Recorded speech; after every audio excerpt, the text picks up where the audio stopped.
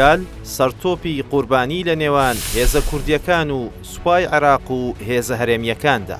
جارێکی تر بەهۆی ململانێ و شەڕ و ئاڵۆزیەکانەوە شنگال کەوتەوە دۆخێکی خراپ و سەدان خێزانی ناوچەکە ئاوارە بوونەوە. حکوومەتی عێراق لەلایەک و بەشێک لە هێزە کوردیەکانیش لەلایەکی ترەوە یەکتری بە هۆکاری ئاڵۆزیەکان تۆمەتبار دەکەن. ئەمە بێجگەلەوەی کە باز لە بوونی ڕێکەوتنێکی پێشوەختە و پلانێکی بەرفراوانی تورکی کوردی عێراقی دەکرێت بۆ دوورخستنەوەی هێزەکانی بەرگری شنگال لەو ناوچەیە.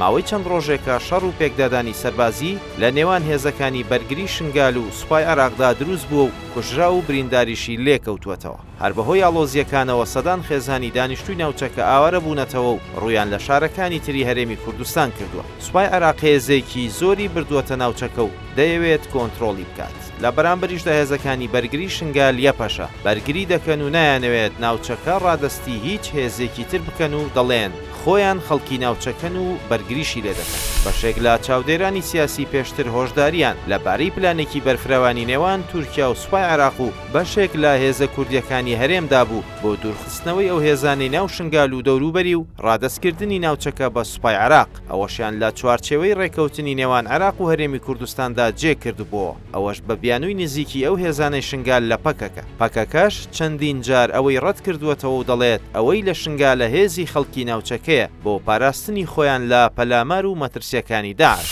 لەلایەکی ترەوە هێزەکانی یەپەشە باز لەوە دەکەن ناکرێت بەشێک لە حیزبەکانی هەرێم لە کەرکووک و ناوچەدا بڕێنراوەکان سوپای عێراق بە داگیرکەر و لێرەش بە ڕزگارکەر و فریاد ڕست بزانن و ڕێکەوتنی لەگەڵ بکەن. ئەوەش وەک ڕەتکردنەوەی ئەو ڕێکەوتنەی کە لە نێوان عێراق و هەرێمی کوردستان کراوە بۆ ڕادەستکردنی شنگال بە سوپای عێراق. بەشێک لە چاودێرانی دۆخەکەش پێیان وایە ئەوەی لە شنگال ڕوودەدات بەشێکی بچووکە لە پلانێکی گەورە و فراوانتری وڵاتانی ناوچەکە بۆ پەلکێشکردنی سوپای تورکیا بۆ شنگال و مانەوەی ئەو سوپایە لە ناوچەکە هاوشێوەی ئەفرین و ڕۆژئاوای کوردستان. ئەوەش هەر بە بیانووی بوونی گەریلاکانی پارتی کرێکەرانی کوردستان لە شنگال. ئەوەش بە مەترسیەکی گەورە بۆ سەر ناوچەکە و خەڵکی شنگال دەزانن و پێیان وایە لە ئەگەرێکی وادا ئایندەی خەڵکەکە و تەواوی دانیشتوانەکەی دەکەوێتە مەترسیەوە و دیار نییە سوپای تورکیا چۆن مامەڵە لەگەڵ بارودۆخەکەدا دەکات. دیاریش نییە ئەو سیناریۆیە بەو جۆرە دەبێت یاخود هێزەکانی بەرگری شنگال بەردەوام دەبن لە بەرگری و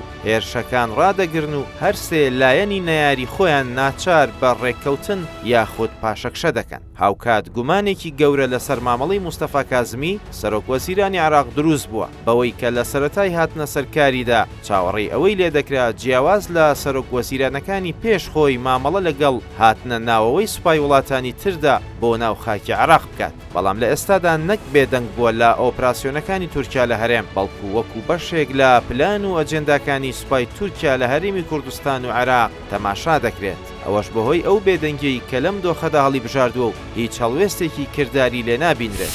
هەموو ئەو ململانەیانەی کە لە شنگال هەیە لە کاتێکدایە کە پێشتر و لە ساڵانی ڕابردوودا ناوچەکە سەرتۆپی قوربانیەکانی شەڕ و ئاڵۆزیەکانی هێزە جیاوازەکان بوو و هەر بەو هۆیەشەوە بەردەوام خەڵکەکەی ئاوارە بوون. ئێستاش لە دۆخێکدایە کە هەموو ئەگەر و مەترسیەکان لە بەردەمیدا کراون و دیار نییە ئایندەی ناوچەکە و ململانەکان چۆن دەبن.